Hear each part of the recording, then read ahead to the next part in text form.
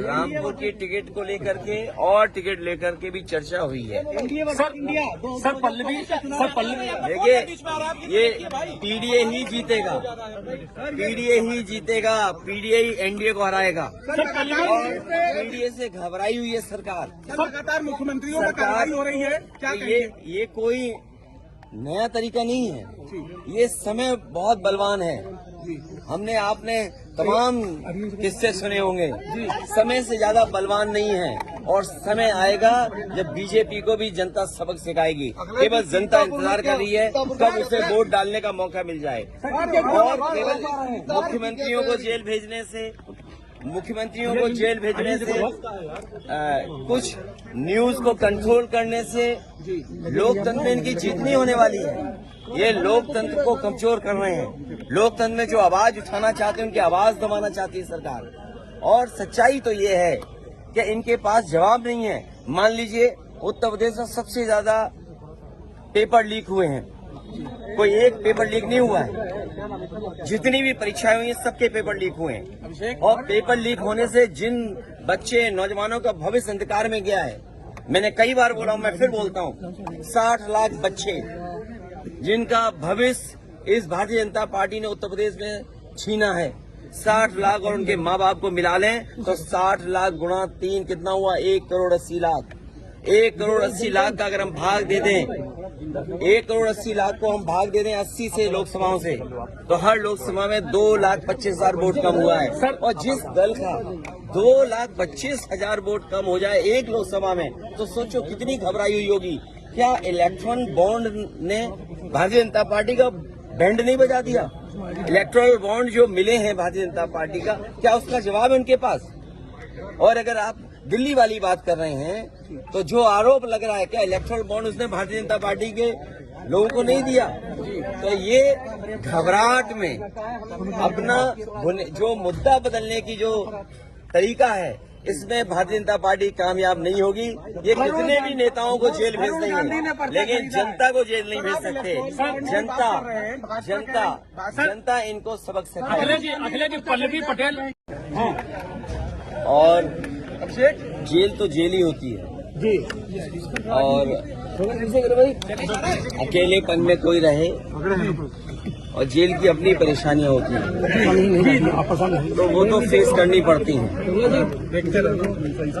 और हमें उम्मीद है कि उन्हें न्याय मिलेगा, उनके परिवार को न्याय मिलेगा। आदरणीय मोहम्मद आजम खान साहब, उनके साथ अन्याय लगातार हो रहा है। ये भी इनह्यूमन एक्टिविटी है सरकार की कि वो परिवार एक साथ नहीं है। जब परिवार को सजा मिली है और कहीं ऐसा आपको देखने को नहीं मिला होगा कि परिवार के लोगों के साथ ऐसा अन्याय हो रहा होगा। कम से कम सरकार को ये दृष्टिकोण तो रखना चाहिए कि परिवार एक साथ रहे। जब इतनी तकलीफ और परेशानी में है, क्या सरकार यही तकलीफ परेशानी देना चाहती है? और वो भी झूठे मुकदमे लगना। सरकार ये कहती है कि दुनिया में उनकी पार्टी सबसे बड़ी है, लेकिन जो लग रहा है Bharatiya Janata party world record नहीं, ये वर्ल्ड रिकॉर्ड से ऊपर चले गए हैं। ब्रह्मांड रिकॉर्ड बना रहे हैं झूठे मुकदमों का।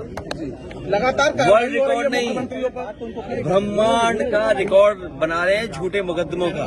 और केवल उत्तर प्रदेश नहीं, रामपुर टिकट कहीं पर देख लीजिए आप, हर जगह मुकदमे झूठे लगाए जा रहे हैं। और जो इलेक्ट्रल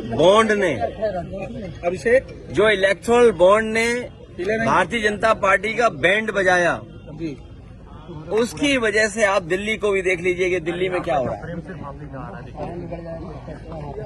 क्या देश ये स्वीकार करेगा झूठे मुकदमे लगा के लोगों को जेल भेज दे?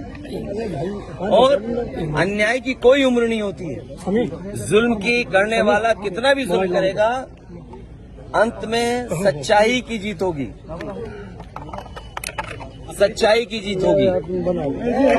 ये इलेक्टोरल बॉन्ड ने भारतीय जनता पार्टी का बैंड बजा दिया है। इसी इलेक्टोरल बॉन्ड ने भारतीय जनता पार्टी का बैंड बजा दिया, इसीलिए घबराहट में इस तरह का खबर बदल जाए, न्यूज बदल जाए, दूसरी चीजों पे ज्यादा चर्चा हो। और सवाल तो मैंने आपसे कहा बुनियादी, क्या किसान की आय दोगुनी हो गई जी?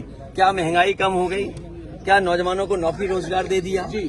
क्या आज उत्तर प्रदेश में लोग सुरक्षित हैं? कहाँ घटना नहीं हो रही? क्या आप सोच सकते हैं कस्टोडियल डेथ हो रही हो? जो लोग विश्व गुरु बनाने का संकल्प लेते हो, विकसित भारत को बनाने का संकल्प लेते हो, वहाँ कस्टोडियल डेथ में वो प्रदेश नंबर 1 हो। बदायूं कांड पे क्या कहना है? ये जितने भी कांड हो रहे हैं, लॉ एंड ऑर्डर, आप खुद सोचिए, 3 घंटे में इनकाउंटर कर दिए। आप खुद सोचिए कि जो सरकार ये कहती है कि 0 टॉलरेंस है लॉ एंड ऑर्डर के मामले में, इसका मतलब ये सरकार इंतजार करती है घटना होने का, जो रिस्पांस सिस्टम बना था, या जो लॉ एंड ऑर्डर का 0 टॉलरेंस की बात थी, वो 0 टॉलरेंस 0 हो गई कि नहीं हो गई? बदायूं की घटना ने ये साबित कर दिया है कि 0 टॉलरेंस का नारा देने वालों का लॉ एंड ऑर्डर 0 टॉलरेंस 0 है।